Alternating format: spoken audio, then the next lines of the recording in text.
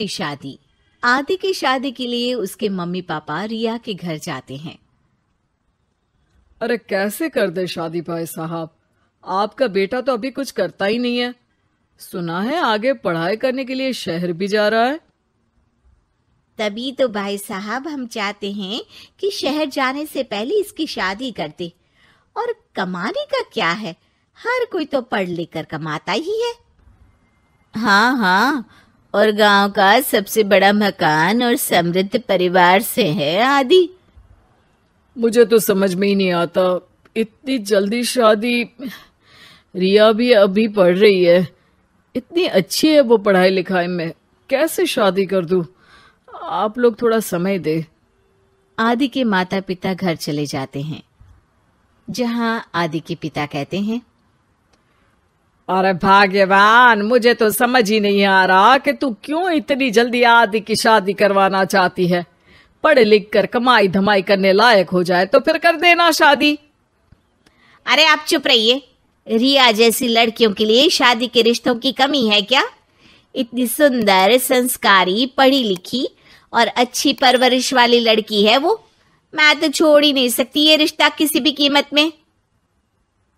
बता दे रही हूँ, रिया की शादी आदि से ना कराई ना तो मैं जहर खाकर जान दे दूंगी। पूरे गांव में नाम है उन लोगों का, नौकर चाकर कितने लगे हैं उनके घर में। अरे मेरी बेटी तो राज करेगी, राज। और इस तरह ना चाहते हुए भी रिया की शादी आदि से हो जाती है। अरे बेटी, ये ले तेरी किताबें, पढ़ाई बिल्कुल ना छोड़ना। तू तो मेरी गर्व करने वाली बहू है, बड़ा नाम है तेरा गांव में। हाँ, आखिर पसंद किसने किया है रिया को आदि के लिए? आदि को गांव की रिया इतनी पसंद नहीं होती है। अरे यार, तू तो बड़ा लक्की निकला, रिया जैसी लड़की से तेरी शादी हो गई। अरे लक्की की क्या बात है, वो भी तो मेरे जैसे लड़के की बीवी बनकर किस्मत वाली बनी है ना। अरे अब तो तू रह नहीं दे, ना तो तू कमाता है ना ही पढ़ने में अच्छा है। क्या है तुझमें? बस पैसा, और वो भी बाप का। आदि को दोस्तों की बात पर बहुत गुस्सा आता है। पिताजी, मैं शहर जाना चाहता हूँ आगे की पढ़ाई के लिए। अरे बेटा, लेकिन यहाँ की पढ़ाई तो पहले पूरी हो जाए। नहीं नहीं, अब मैं किसी भी हालत में शहर में ही रहकर पढ़ाई करूंगा। रिया को आदि का ये व्यवहार अजीब लगता है कि अचानक नई शादी के बाद आदि ऐसा क्यों बोल रहा है। खैर, आदि पढ़ाई के लिए शहर चला जाता है और रिया गांव में रहकर सास ससुर की सेवा करती और बचे वक्त में पढ़ाई। अरे देखो, दामाद जी तो शहर चले गए, हमारी बेटी बेचारी अकेली रह गई। उसे कुछ दिनों के लिए यहीं बुला लाओ ना।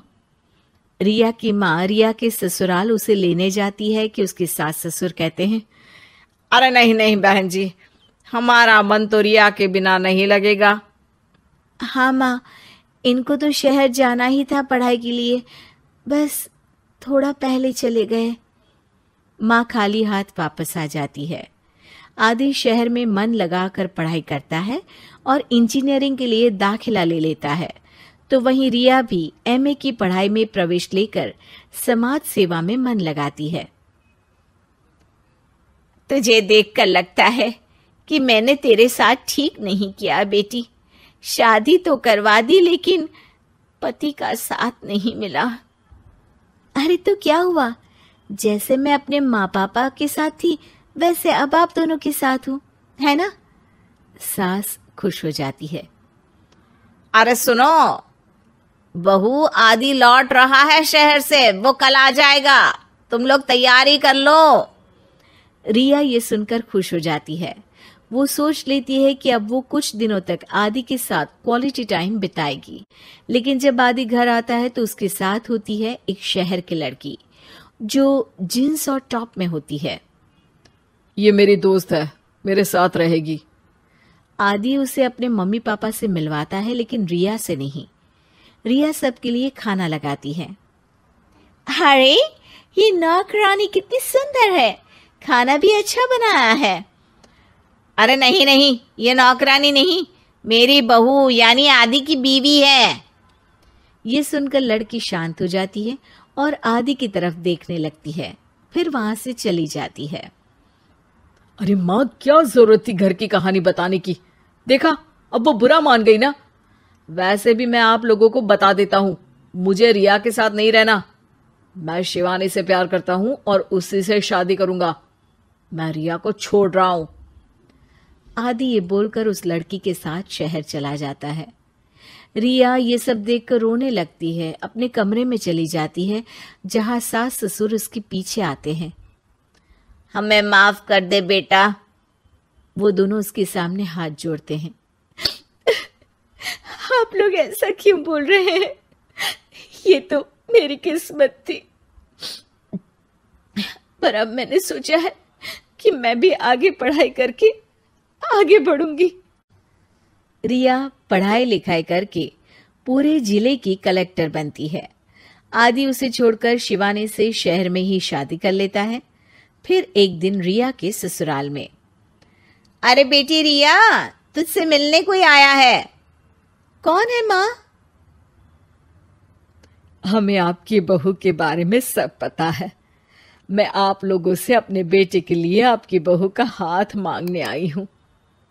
रिया के सास ससुर और माता पिता ने मिलकर ये फैसला किया था कि वो रिया की शादी करवा देंगे।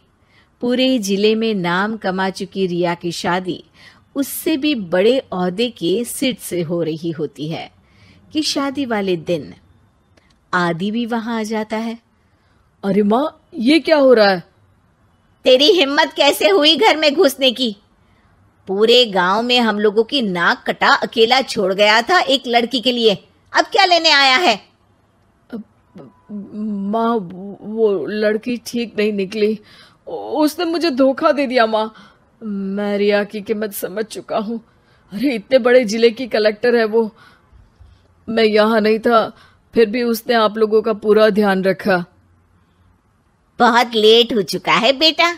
रिया आज अपनी नई जिंदगी की शुरुआत करने जा रही है, अब उसे भी जीने का हक है।